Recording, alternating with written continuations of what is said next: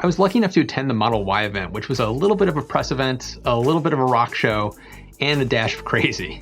There were enough leaks, some from Elon himself on Twitter leading up to the unveiling, so we basically knew what the Model Y was going to be, roughly look like, and probably cost. While there aren't any big surprises, the Model Y looks really promising and has me very excited for the car and Tesla's future. Not to mention, it's one good-looking car, or as Elon put it, sexy. That's right. Haha.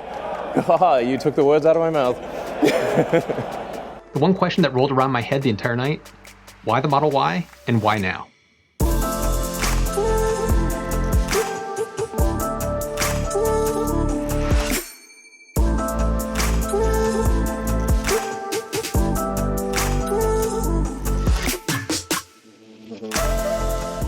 Since this was my first time to LA and it was going to be a crazy fast trip, I got myself one baller ride. That's right, check out those rims. And I headed to a couple of super trendy hotspots in LA. Check out those nozzles. Seriously though, I was pretty excited to see the Endeavor. I was lucky enough to see it getting decommissioned in the vehicle assembly building at the Kennedy Space Center in 2011, right before it was getting shipped off to LA. I highly recommend checking it out if anyone's in the area. The Tesla event was jam-packed and filled with some familiar faces. Tesla really knows how to put on a show and get the crowd going. The one thing that never comes across well in the video streams is the energy in the room. When Elon made his grand entrance, there was a genuine wave of excitement.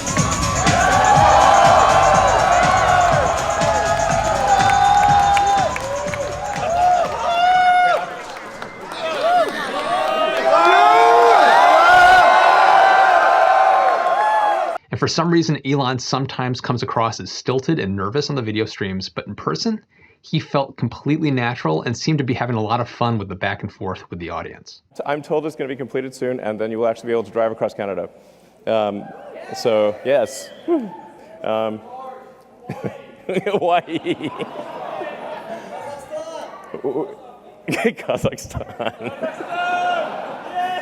Actually, we have some great supporters in Kazakhstan. I think we probably, we will build superchargers in Kazakhstan. There you heard it right here. Elon started off with a recap of Tesla's history, which is well known to those of us that follow them, but it felt geared towards the press and people new to the company. From a PR perspective, it felt like they knew they had the world's attention, so put it to good use and tell a story leading up to the Model Y. So why the Model Y? The SUV market is the largest segment in the world and growing. Global SUV sales in 2018 hit 32.1 million, which is 6% higher than 2017. It's the fastest growing segment in all regions, and between 2014 and 2018 saw 69% growth. The reigning champion for SUVs is Toyota with over 2.3 million sold, but Nissan is right behind at 2.2 million. In the US, SUVs sell almost 2 to 1 compared to cars, and it's 50% larger than the next segment. With the huge success of the Model 3 in the market, which is dominating the luxury midsize sedans, there's a pent-up demand for EVs and for Teslas. It's a no-brainer for Tesla to jump in, but why now? And with the SUV market being so big, why not start with the Model Y instead of the Model 3? I think Tesla held off until they were able to start producing cars at scale. And Elon's Tesla's history lesson that kicked off the event illustrates that. The difficulty and value of manufacturing is underappreciated. It's insanely difficult. It's like relatively easy to make a prototype and extremely difficult to mass manufacture that prototype or to mass manufacture a vehicle reliably and at scale. I mean, even for rockets, I'd say it's probably a factor of 10 harder to design the manufacturing system for a rocket than to design the rocket. And for cars, I'd say it's maybe 100 times harder to design the manufacturing system than to design the vehicle itself. Starting with the super expensive Roadster and then moving into the luxury full-size sedan market gave them some time and allowed them to prove out their technology and build a foundation for the company. But they had never been able to produce a car at mass market scale, so it makes more sense for them to start in one of the smaller mass market categories, like the midsize sedan. We all saw how frustrated people became at the long wind-up to the full-scale Model 3 production, so take that Model 3 demand and scale and double it. It was a smart move to work out the production challenges with the 3 before jumping into the Y.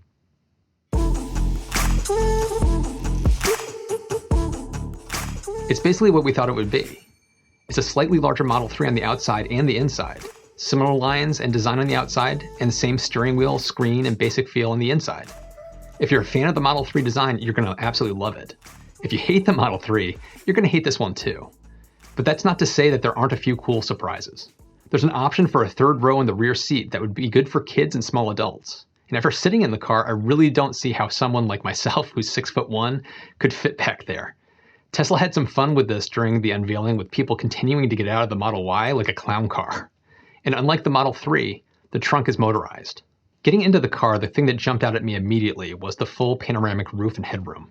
There's no crossbar support above the head of the driver and the front passenger seat. The glass just extends all the way from the windshield all the way back to above the heads of the backseat passengers. I couldn't get any good footage of it because it was way too dark, but the effect was remarkable. I wish my Model 3 had a roof just like it. And it's clear that the car is also a winner with the cargo space. The Model 3 is around 15 cubic feet, and the Model Y maxes out at 66 cubic feet or 1.9 cubic meters. We got to ride in the long-range dual-motor version, which is essentially my Model 3. Similar pickup, handling, and ride as my Model 3, which shouldn't be surprising since the two cars share so many parts in a frame. It's really a beautiful car. From the very early silhouette that Tesla teased, it wasn't looking like it would be as interesting a car as the Model 3. Thankfully though, the earlier internet renderings were wrong. The car has really nice lines and proportions. I really like it. And it was also interesting to see that the trim was all kind of a satin black chrome delete. It's a really great look.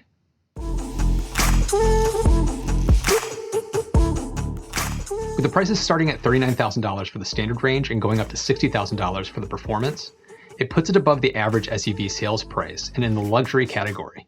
And just like the Model 3, the ranges are pretty similar with about 230 miles up to 300 miles. Along with the expected top-tier safety rating, the car should earn that price tag. And if history repeats itself here, there will be a big demand with the pre-orders on the car, and an even bigger upswing as the car hits full steam ahead worldwide. While they're expecting the first versions to ship in fall of 2020 here in the US and 2021 for the other versions, I think it's more realistic to expect 2021 for deliveries of the first version. The combination of what Tesla learned from the manufacturing of the Model 3 and the 70+% of the shared parts between the two should mean a faster ramp-up period. This should help them reach an even larger scale than the Model 3 and take advantage of that massive SUV market. Elon himself said, "Probably do more Model Ys than X and 3 combined, most likely." I believe it, but as always, time will tell. And given the bumpiness of the Model 3 production, we'll probably have some bumps along the way here too. But Tesla has proven themselves capable of succeeding against the odds. And I think they'll do it again with the Y. If you like this video, be sure to give it a thumbs up because it really helps the channel. And comment below on what you think of the Model Y. Are you planning on getting one? And if you'd like to support the channel, there are some ways you can do so. Want some cool t-shirts like the one I'm wearing? Check out my SFSF shop for some cool Tesla, SpaceX, Science, and Undecided shirts. Every purchase helps to support the channel. Get some great Tesla accessories like console wraps, LED lights, and more from Abstract Ocean, and save 15% off your first order with my referral code. And a big thank you to all my Patreon supporters. You can also become an Undecided supporter on Patreon to help grow and shape the channel. If you're interested, please go check out my Patreon page for additional details, and I hope to see some of you over there. If you haven't already, consider subscribing and hitting the notification bell to get alerts when I post a new video.